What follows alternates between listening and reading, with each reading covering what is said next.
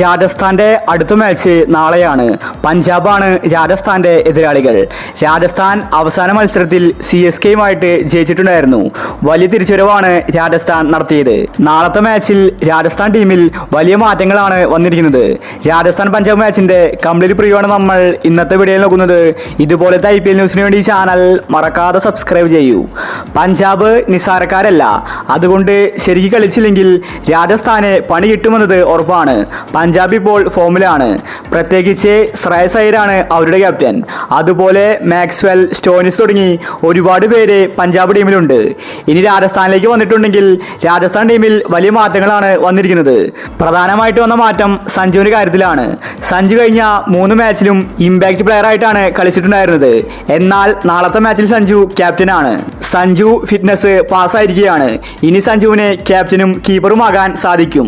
റിയാൻ പരാഗ് വെറും ഒരു ബാറ്റ്സ്മാൻ ആയിരിക്കും. സഞ്ജുവിനെ ക്യാപ്റ്റൻസി തിരിച്ചു കിട്ടുമ്പോൾ രാജസ്ഥാൻ ടീമിൽ വലിയ മാറ്റങ്ങൾ കാണാൻ സാധിക്കും. കളിയുടെ ഗതി തന്നെ മാറിമറിയും.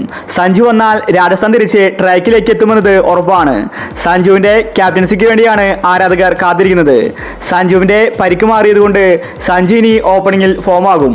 സഞ്ജു ജയ്സ്വാൾ കൂട്ടുകെട്ടിന് വേണ്ടിയാണ് ആരാധകർ കാത്തിരിക്കുന്നത്. ഓപ്പണിംഗിലാണ് രാജസ്ഥാന് പിഴയ്ക്കുന്നത്. ഒരു വലിയ കൂട്ടുകെട്ട് പടുത്തുയർത്താൻ ഓപ്പണിംഗിൽ സാധിക്കുന്നില്ല. നിതീഷ് റാണ മികച്ച ഫോമിലാണ്. അതാണ് രാജസ്ഥാന്റെ ഏറ്റവും വലിയ ആശ്വാസം.